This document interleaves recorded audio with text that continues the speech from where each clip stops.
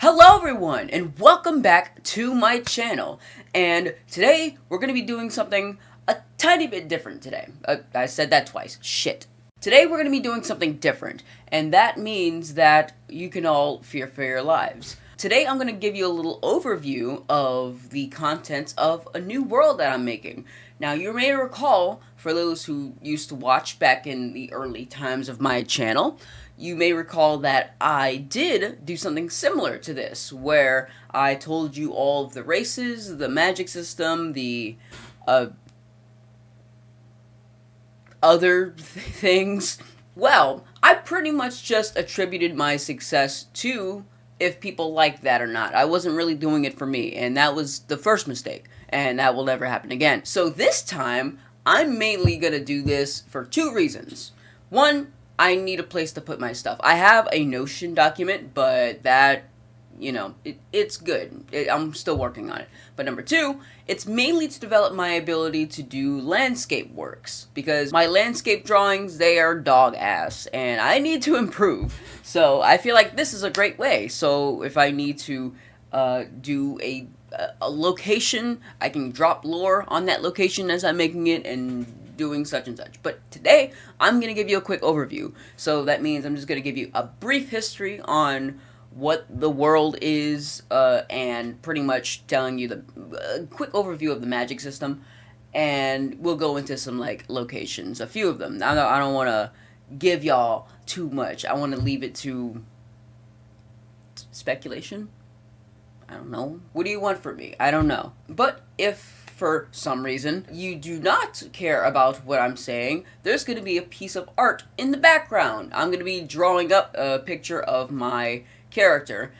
It's not done yet. That's going to be the subject of next week's video, but this is just going to, you're just going to, but that's the topic of next week's video.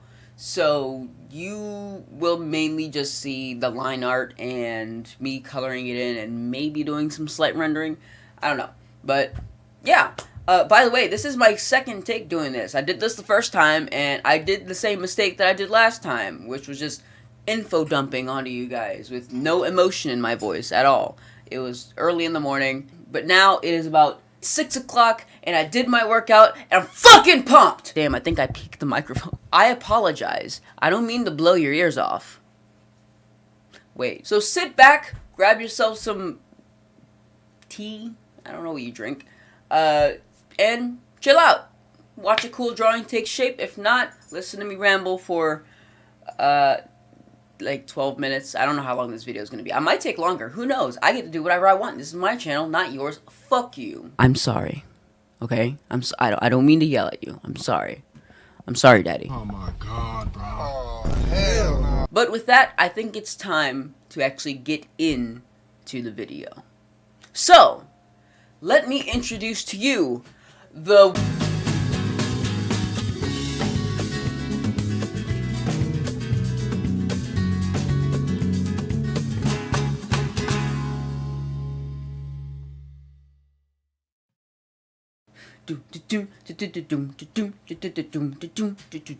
Yeah, baby, we're getting into it today. So before I get into the actual world itself, I wanted to talk to you about how I came up with the genre, and I think the genre is actually quite interesting. So the genre that I decided to go to as I was doing this, surprisingly, I had finished the New Game Plus of Final Fantasy 16, and that really made me want to try to get something around that level. But I did pull from some other sources. I pulled from things like The Witcher, Game of Thrones, Dark Souls, Elden Ring, Lord of the Rings, Berserk, and also, now with this, I think that this is a little niche, but I read this, well, not this one in particular, but I read the first book. I'm on to the next book, but this is a book series by Michael J. Sullivan called The Legends of the First Empire. This is the second book, Age of Swords, and this was a really nice inspiration, like, source for my world, because the different races in this book, they're at different points in time in terms of technology. Things like the elves, they're more advanced. They're, I'd say, around, what, the Iron Age? Copper Age, maybe? I'm not sure, but they're way more advanced. But the humans, they're more still in the Stone Age. They haven't discovered the wheel and things like that. So, it's really interesting. I really like this book series. Go read it. Michael J. Sullivan. You're not my book dad. I'm sorry to say. I don't make the rules. Now, there are more sources that I could name, but I can't because I don't know them off the top of my head. I had a list of this, I swear, but it's somewhere and I don't feel like finding it. Judging based off of those, you can probably tell. Oh shit, it's a fight, it's a fight, it's a fight. Oh, wait.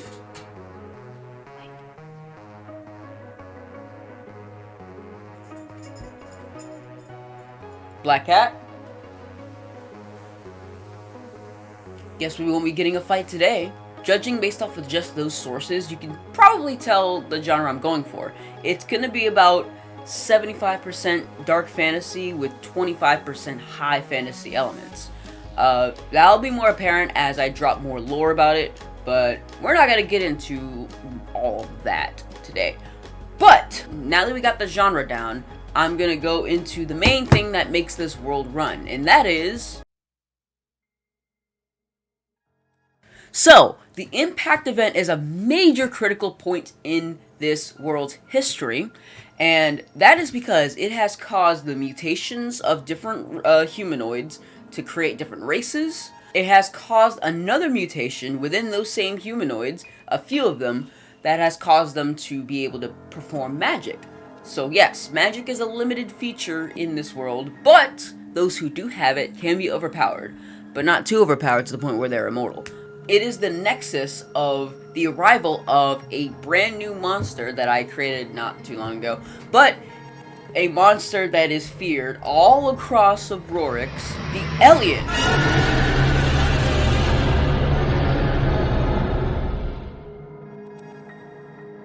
Pretty much, this meteor came down about 7 or so thousand years ago, and it caused everything within the center continent of Negrala to get fucked. Everything was fucked. It obliterated the civilization that was there before, and it caused the plants, the living animals, and the living people that were on that continent to mutate into different creatures. Plants grew more violent and aggressive. They even started attacking other plants and other animals as well.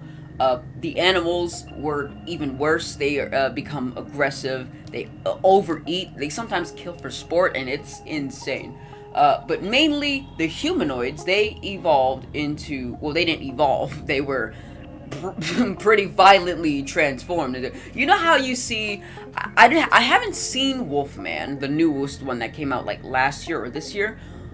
But judging based off of just the trailers that I saw, I can safely say that that transformation was very, very, very painful. So, think that, but like, include rashing, and your jaw breaking because your mouth can't handle all the teeth that it just grew, and not to mention the length of said teeth. Not good for anybody, right? This impact event affected everything in the world. It even caused the continents to crack around it and completely reform the tectonic activity all over the world, causing earthquakes, volcanoes, and a ton of shit. So overall, you wouldn't want to be alive 7,000 years ago. But how is it today? Let's talk about...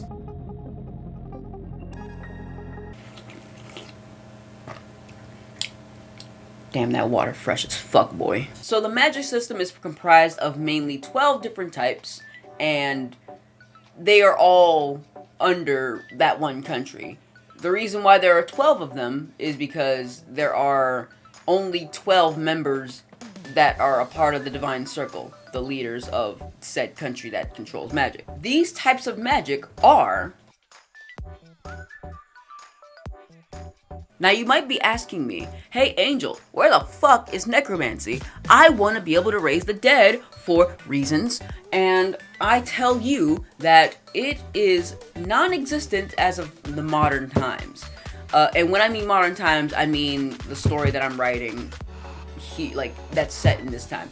But modern times, no, it does not exist. But in about 50, 60, maybe 70 years after the fact, it'll then exist because it is a man-made form of magic. And the divine circle, no like that, let's just say tensions will rise and there might be a war or two. Maybe. Who knows? If they find out about it. Pretty much, you have those forms of magic and they are all kept in check with one another thanks to the divine circle.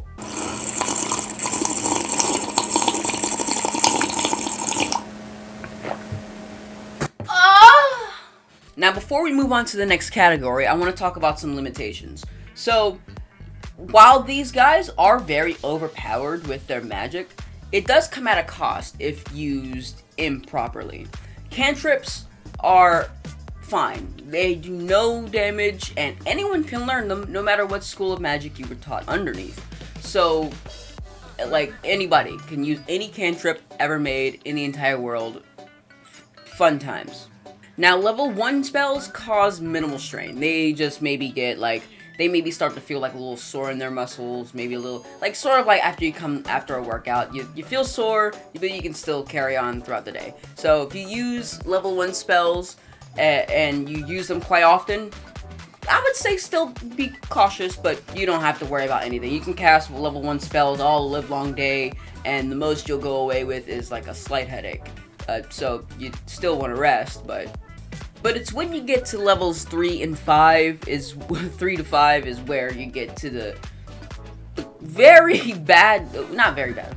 It's when you get to levels 3 and 5 is where you get to the oh shit zone. Like, be careful.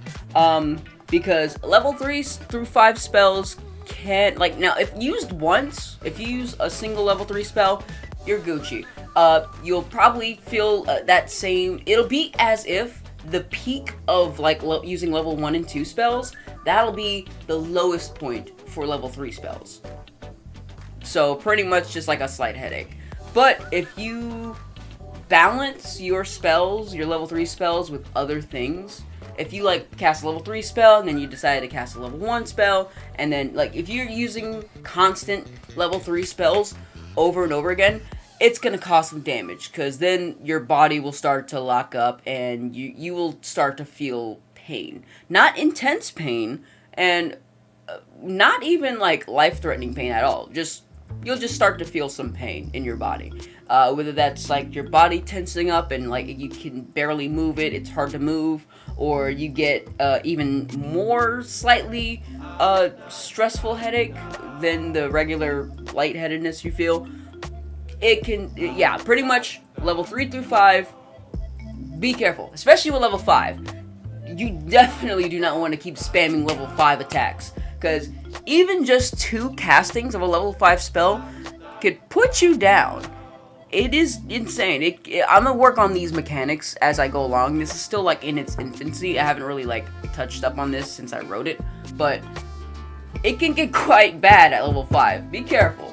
Level 3, sort of fine, but be careful still. But then you get to level 6 through 8. And actually, just 6 all the way up. You're going to want to be as careful as possible.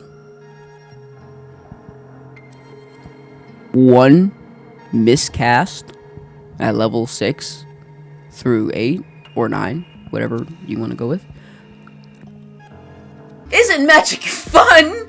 That's epic! Whee!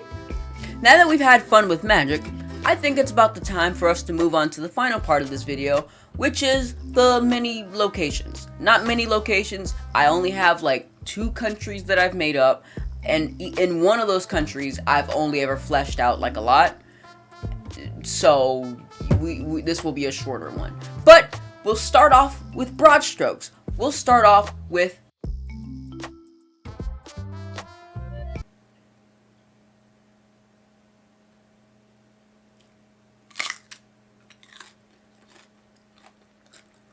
Sup, girl?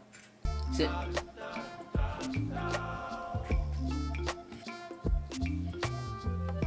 Why are you looking at me? Look who came to celebrate.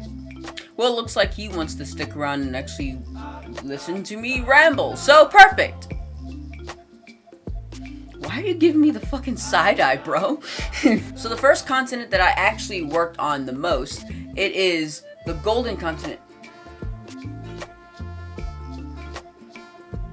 Here, give me 1 second. He clearly wants to play, so give me like 2 hours. 6.5 hours later.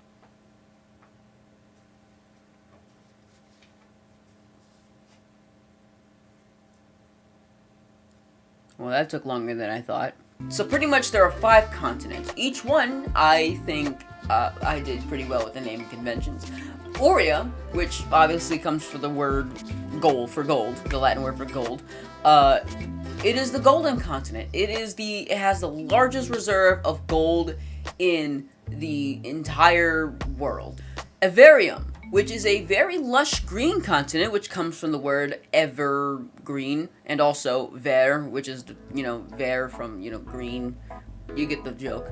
It has the Menebony Wood, which is covered, it's this huge darkened forest that is the most touched by the blight that is outside the main continent. That is outside the center continent. Zerethos, the name comes from the word azure, and it is the blue continent. It is the one with most ice, and the frozen wasteland is literal compacted stone that gives the entire continent a bluish hue, not to mention the Fjordlands to the south, which has the grass is tinted a sort of blue color. So it makes it a cool looking continent over everybody else. Violanthus. The word comes from violet amethyst. As you'll soon see, it is the largest reserve of amethyst, which is a very strong focused power source for the magic users. It is a naturally growing crystal that is mainly found in Violanthus, and they have a monopoly on that shit. So, as you can tell, there have been wars over this crystal. And Flayrune, the fire continent, which comes from flare, obviously. This is actually more of a subcontinent rather than a full one. Think like India, or, it has its own tectonic plate, but it's kind of not a continent, but kind of is, technically speaking. You never know. But Flayrune, it is the fire continent because of the many volcanoes that surround it and they're inside it. And the volcanoes that are inside it. It is very covered in fire, and you will not probably want to take a vacation there because people have gone there and have said that it is one of the hottest places on the planet. So don't go there. And that's pretty much all the continents. Nothing special there. Like I said, Aurea is the main one that I did the most with. So we're gonna go into that in the...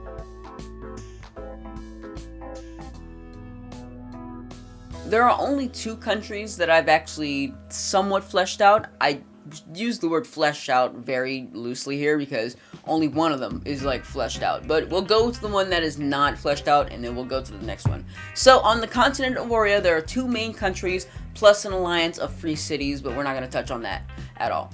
But you have the Glass Kingdom of Obsidiarch, and you have the Radiant Dominion of Leona. The Obsidiarch one is the one that I haven't touched on really at all. All there is just, you see, there's a capital city called Visidiar, and the entire land that their entire kingdom is set upon was ruined by a volcano called Mount Glass. It exploded obsidian into the entire surrounding area, and it caused a lot of horrible things to happen to the environment. But that caused them to have a nice monopoly on the obsidian trade, which just like amethyst, it is also a sort of focus point for people's magic in Leona. Cool. And then finally, the Radiant Dominion of Leona. Probably my favorite location, if you couldn't tell, considering I worked on this one first. But this is the country that is mostly dominated by magic users. Because of its epicenter, Regalion, which is a city, which is the biggest city in the entire world. I guess I'm touching on the city here, because that is the only major city that I've really, like, fleshed out. I have smaller towns and settlements, but those aren't important enough to go over. But Regalion, that is the one that is worth telling about, because it is not only the richest city in the world, they literally use gold in their buildings. That's how plentiful gold is in Leona. It is very plentiful. But also, not to mention, it is the most magical based city, like I said before, because of the Divine Circle. But pretty much overall, Oria, great place to live if you want to get rich. I based it off of, America, because people don't like to consider America an empire, but in a way, it really is. We conquered lands, same thing that Leona did. We've bought lands, same that Leona also is doing.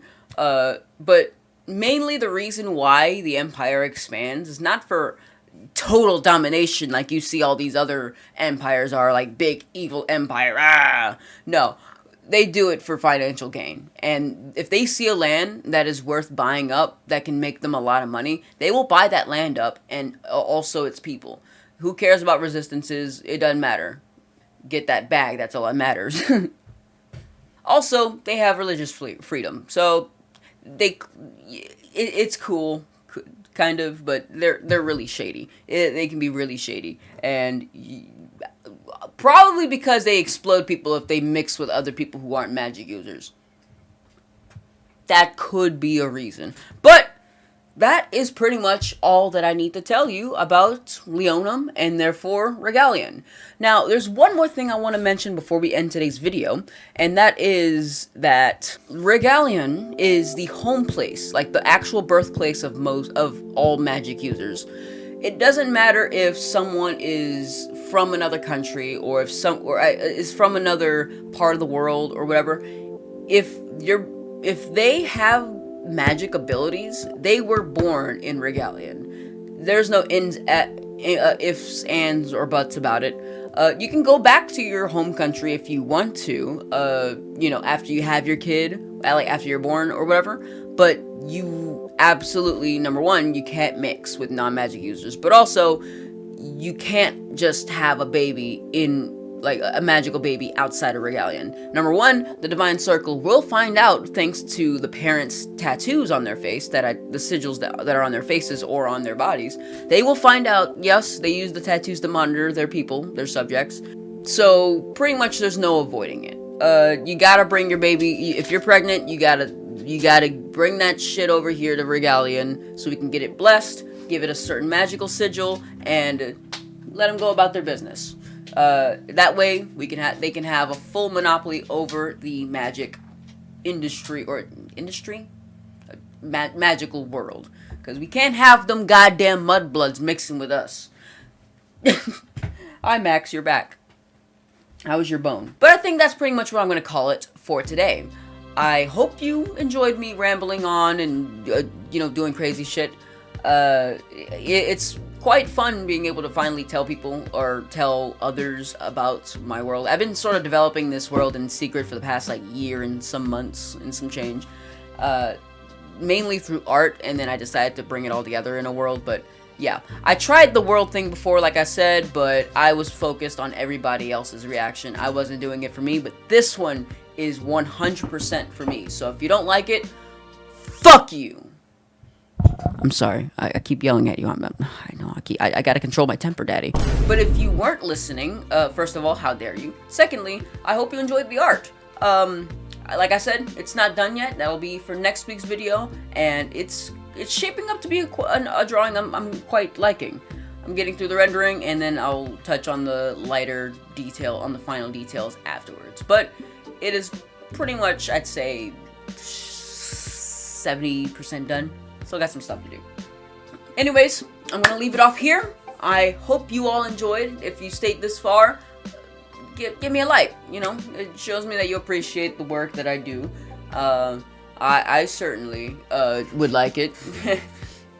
You know what? Unlike the video, dislike it. Sorry, dislike it. You won't see it, but I swear to God, I will. And teach me a lesson, please. If you like this video, click one of these videos here. Well, actually, I just remembered. I like these videos don't come up here; they come up during the outro. So, I guess we should probably cue that.